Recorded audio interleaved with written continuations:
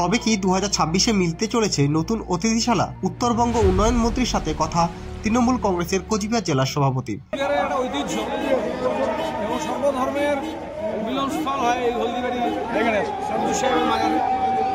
তাই হলদিবাড়িতে যেমন একটা সর্বধর্মের একটা মিলনস্থল, এই হুজুরের কাছে যারা হিন্দু ধর্মাবলম্বী মানুষ তারাও বিভিন্ন সময়ে নিয়ে তাদের মনস্কামনা নিয়ে তার দরবারে আসে এবং তাদের মনস্কামনা পূর্ণও হয়।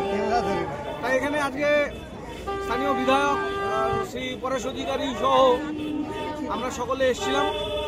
আজকে এখানে উত্তরবঙ্গ উন্নয়ন দপ্তরের মাননীয় মন্ত্রী আসবার কথা ছিল। এখানে যারা কর্তৃপক্ষ আছে তারা একটা দাবির কথা তুলেছেন, সেটা হচ্ছে এখানে একটা অতিথিশালার জন্য যারা দূর দূর থেকে আসে তাদের থাকবার ব্যাপারে। সেটা উত্তরবঙ্গ উন্নয়ন দপ্তরের মন্ত্রী তার সাথে আমি এবং বিধায়ক যোগাযোগ করে কথা বলে নিলাম। তাদের আগামী আর্থিক বর্ষে এখানে এই কাজটি শুরু করবার মতন দিকে আমরা আগাচ্ছি এবং মাননীয় মন্ত্রী নিজেও এটা একবার ভিজিট করে যাবেন, তারপরে আশা করি এটা হয়ে যাবে। এই হচ্ছে বার্তা, সকলে মিলে একসাথে থাকবো, সকল ধর্মের প্রতি সহিষ্ণু হব।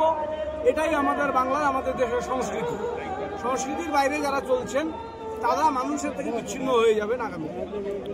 এটাই ঈশ্বরের কাছে প্রার্থনা, দোয়া থাকবে। আপনারা দেখছেন নর্থ বেঙ্গল সমাচার, উত্তরের বার্তা, সত্যের পথে।